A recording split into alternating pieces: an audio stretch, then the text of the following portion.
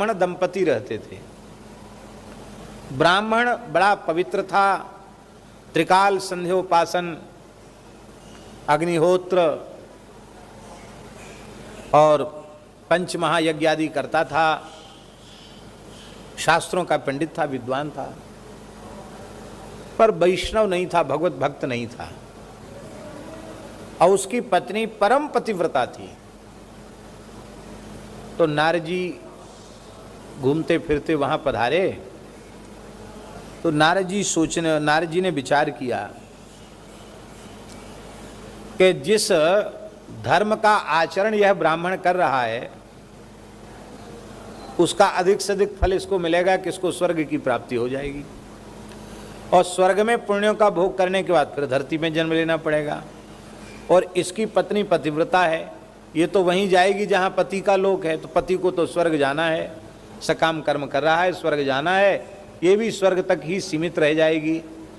तो नारद जी को करुणा का उदय हुआ, बोले ये दोनों ब्राह्मण दंपति भगत बन जाएं तो बहुत अच्छा है। तो नारद जी तो बड़े लीलाधारी, नारद जी ब्राह्मणी के यहाँ पहुँचे, नारायण नारायण नारायण बीणा बजाते हुए, अरे आओ आओ महाराज आओ। वो पहचानती नहीं थी नारद जी हैं, महात्मा हैं। प्रणाम किया, भीतर बुलाया, चरण धोए, पूजन किया और बोले महाराज भिक्षा कर लीजिए, भोजन कर लीजिए। बोले हाँ देवी, ये ब्राह्मण के यहाँ की भिक्षा तो यतियों के लिए ग्राह्य है, हम सन्यासी हैं, विरक्त हैं, और तुम ब्राह्मण हो, ब्राह्मण की भिक्षा तो अमृत के समान मानी गई है, बड़ी पतिव्रता हो, ठीक है लाओ पवाओ। ब्राह्मणी ने बढ़िया बढ़िया रसोई बनाई थी, नारद जी ने सब प्रेम से तृप्त होके पाया, भोजन किया।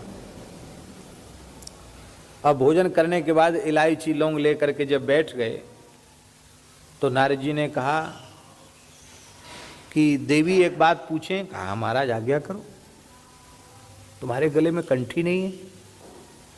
बोले हम तो जानते नहीं महाराज कंठी क्या चीज़ होती है कंठी, हम सौभाग्यवती नारी हैं, मंगलसूत्र पहने, कंठी क्या होती है, तिलक भी नहीं, हम तो ध्यान ही नहीं दिया। दीक्षा लिया है किसी से, नाम कान में सुना है कि नहीं? वो हंसने लगी, बोले महाराज हमारी कोई बात आपकी समझ में नहीं आ रही, आप क्या कहना चाहते? अरे राम राम, भ्रष्ट कर दिया, हमारा सब नियम धर्म बिगाड़ दिया।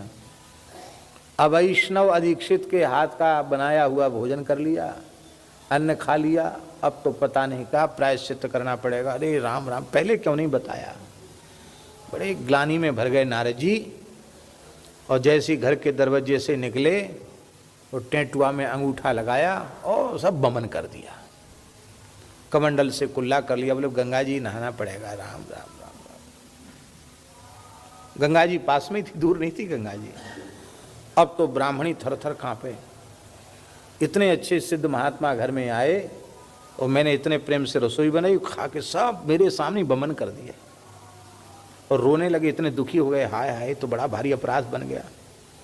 बोले महाराज देखो, गंगा स्नान तो आप कर लो, पर जाना नहीं, अपराध लग गया, बिना खाए आपने सब, तो अब क्या करें हम? प्रायश्चित क्या है इसका? गलती तो हमसे हो गई, भूल हो गई, इसका प्रायश्चित क्या है? नारद जी ने कहा कोई प्रायश्चित ज़्यादा नहीं है, तुम भी गंगा जी एक बार नहा लो और बस गले में हम तुम्हारे तुलसी बांध देंगे, गोपाल मंत्र सुना देंगे, तिलक लगा देंगे, बस माला फेरना, भजन करना, थोड़ा वैष्णवता का नियम है, उस नियम का पालन करना, और बस फिर तुम्हारे हाथ की, फिर हम जब इधर से जब भी निकलेंगे तो तुम्हारे यहीं की भिक्षा लेकर के प्रसाद पाके तुम्हारे हाथ से तब जाएंगे। ब्राह्मणी बड़ी प्रसन्न भई, बोले फिर क्या है इसमें, कोई हमारी बाधा थोड़ी है। ब्राह्मणी ने दीक्षा ले ली। अब नारद जी जाते जाते एक बात और कह गए कि देखो दीक्षा का नियम नहीं पालोगी तो बड़ा दोष लगेगा। भोली भाली ब्राह्मणी थी, क्या नियम है महाराज?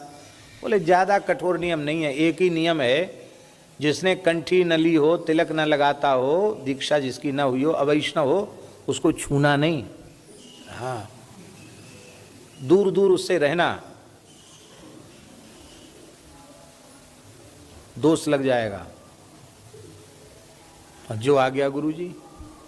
अब पंडित जी आए, अरे यहाँ कहाँ घुसे चले, वहीं बैठो, वहीं बाहर बैठो, वहाँ बैठो, बैठका में कहा यहीं बैठ जाओ। पहले तो चरण धोती थी, अब दूर से थोड़ा पानी पैरों की तरफ डाल दिया और आसन बिछा दे, बोले वहीं बैठिए आप, वहीं बैठिए, भोजन की थाली ले आई। अरे तेरा बदला बदला व्यवहार क्या हो गया, क्या दिमाग ठीक है तेरा? बिल्कुल ठीक है। अरे ये क्या? तो ये कंठी है, तुलसी की माला है, ये तिलक है। अरे राम राम राम राम, ये क्या? अरे ब्राह्मण तो जन्म से ही जगतगुरु होता, तुम किसके चक्कर में पड़ गई? बहुत बुरा हुआ। ब्राह्मणी ने कहा महाराज कुछ भी हो जाए, मैं अपने गुरुजी की बात तो नहीं टाल सकती। ब्राह्मण ने कहा भाई एक ही घर में रह के तुम मेरे साथ अछूत जैसा व्यवहार कर रही हो, कैसे चलेगा? तो गुरुजी की आज्ञा है, जिसके तिलक तुलसी ना हो उसको छूना नहीं।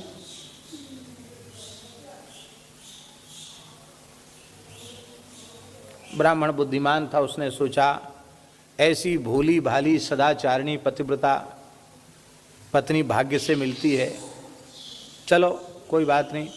बोले अब तुम बताओ हम कैसे ये सब भेद खत्म हो, कैसे होगा? बोले वो तो यही बात है, जैसे हमने कंठी धारण कर ली ऐसे तुम भी कंठी पहरो, तिलक लगाओ।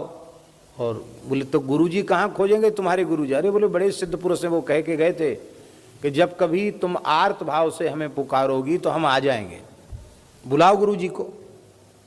ब्राह्मणी ने जैसे ही आंख में आंसू भर के कहा गुरुदेव घर में बड़ी अशांति हो रही है, आप कृपा करो, पधारो, हमारे पति परमेश्वर बड़े दुखी हो रहे हैं। नारद जी प्रकट हो गए। दर्शन करते ही ब्राह्मण समझ गया ये कोई सामान्य पुरुष नहीं है, तत्काल यहां प्रकट हो गए, इसका मतलब सिद्ध पुरुष हैं। प्रभु जाओ ब्राह्मण देवता, बोला प्रभु हमको भी दीक्षा दे दो, कंठी दे दो। बोले जाओ गंगा स्नान करके आओ। ब्राह्मण गंगा स्नान करके आया। लोगों ने पूछा कि पंडित जी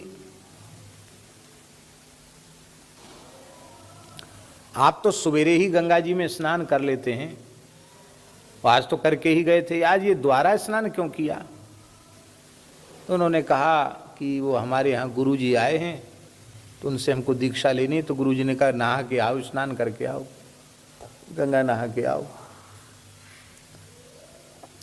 लोगों ने कहा रे राम राम बताओ, इतने बड़े पंडित होकर एक करे दिन चल रहे हैं। करे दिन जानते ना, यहाँ कुछ लोग बैठे हैं, पितृपक्ष करे दिन बोलते हैं, सबसे मीठे दिन यही होते हैं, खूब खीर मालपुआ जीमने को मिलती है, और लोग करे दिन कहते हैं, कड़वे दिन कहते हैं। तो पितरपक्ष, पितृपक्ष में दीक्षा, अरे अभी तो शुक्रस्त चल रहे हैं, यूं है त्यों है, तुम पंडित होकर कैसा काम करते हो? ब्राह्मण की भी समझ में आया, बोले भले ही हम अछूत जैसा व्यवहार कर लेंगे, लेकिन हम पंडित हैं, मुहूर्त आने पर ही शरणागति लेंगे। तो पंडित जी ने नारद जी को मना कर दिया, नारद जी चले गए। अब उम्र का तो कोई ठिकाना है नहीं, उसी श्राद्ध पक्ष के बीच में ही पंडित जी का समय पूरा हो गया और बिना भगवत शरणागति के पंडित जी का शरीर शांत हो गया। पंडित जी शांत हो गए और पत्नी सती हो गई, सती हो गई, चिता में जलकर, अग्नि में जलकर सती हो गई। अब क्या हुआ? दूसरा जन्म हुआ।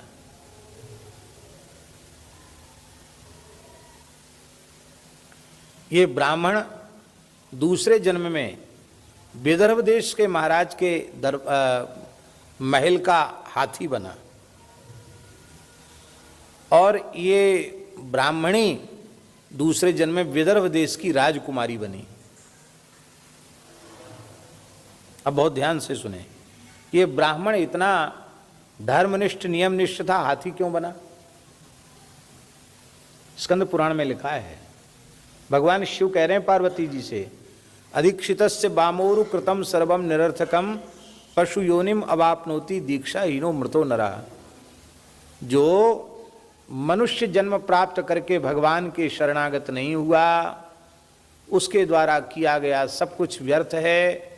यदि बिना भगवत शरणागति के शरीर छूट गया तो उसे पशु की योनि में जाना पड़ेगा। क्योंकि दीक्षा क्या है, ये कोई धंधे की काम बात नहीं है। गुरु चेला बनाना धंधे का काम नहीं है। दीक्षा माने उपासना की, साधना की एक निश्चित पद्धति प्राप्त हो जाना, उस पद्धति का आश्रय लेकर हम भगवान की ओर बढ़ें। और एक बात हम बड़ी विनम्रता से निवेदन कर रहे हैं, कई लोग अच्छे साधक होते हैं पर भटके हुए होते हैं।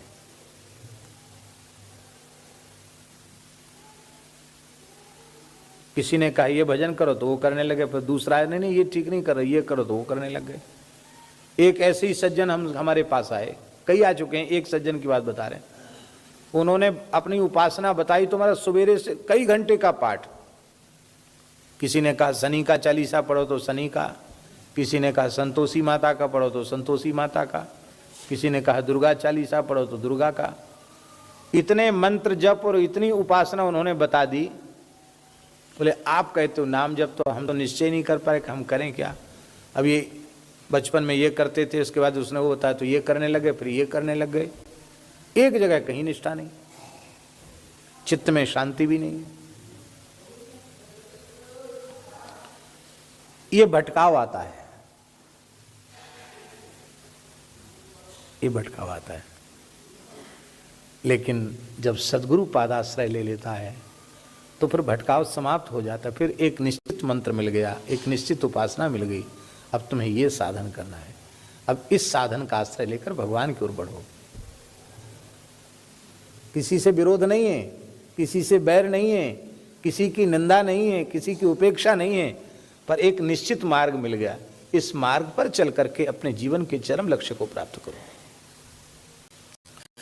वैष्णव का अनुगमन किया, इस दोष के कारण इस पतिव्रता को क्षत्रिय कुल में जन्म लेना पड़ा। ब्राह्मण से, ये तो ब्राह्मण से पशु हो गया, हाथी बना, और वो क्षत्रिय कुल में उत्पन्न हुई।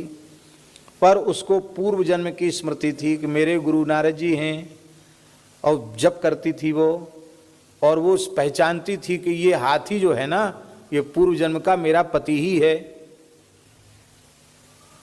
अब कन्या बड़ी रूपवती, गुणवती, शीलवती थी। कन्या का स्वयंवर हुआ, पूरी धरती के देश देश के राजा आए, क्योंकि कन्या बहुत अधिक सुंदरी थी। उस सुंदरी कन्या के हाथ में कमल की पुष्पों की माला दी गई, और वो माला लेकर के चारों ओर घूमी, और दरवाजे पर झूम रहा था हाथी, हाथी के गले में माला उसने डाल दी। कोई राजकुमार पसंद नहीं आया, हाथी के गले में माला डाल दी।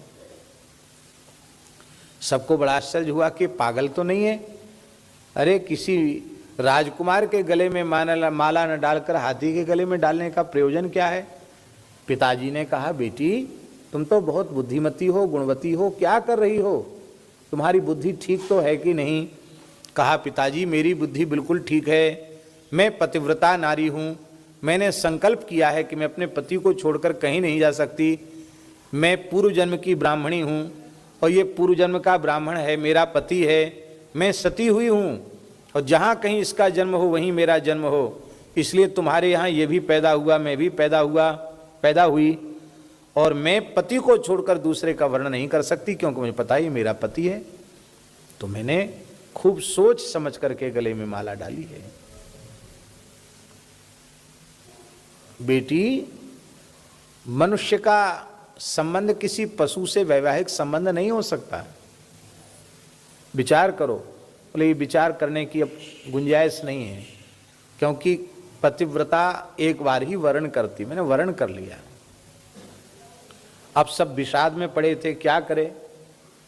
राजा लोग कह रहे थे कि पगली है, देखो हाथी को बर लिया। तब कन्या ने देखा कि अब क्या करे, और हाथी रो रहा था, उसको भी स्मृति में आ गया, मैं भी शरणागत हो जाता तो भगवान के नित्य गोलोक में चला जाता। एक तमाशा बन गया। हमारे बाबा कहते बनौआ, ब्रज का शब्द है ना, बनौआ बन गया।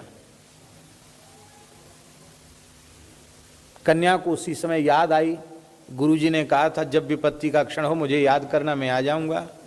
कन्या ने जैसे ही नारद जी की याद किया, नारद जी वीणा बजाते नारायण नारायण करते हुए प्रकट हो गए। सबने प्रणाम किया। नारद जी सब पहचानते हैं। तब नारद जी ने दोनों के पूर्व जन्म की कथा सुनाई और हाथी से कहा कि पंडित जी अब तो ज्योतिष का पत्रा खोलकर नहीं देखोगे कि पितृपक्ष चल रहा है कि मातृपक्ष चल रहा है, हैं? भगवत शरणागति का मुहूर्त नहीं होता। जीव जब समझ में आ जाए कि मनुष्य जन्म का फल भगवत शरणागति ही है, उसी समय शरण में चले जाना चाहिए।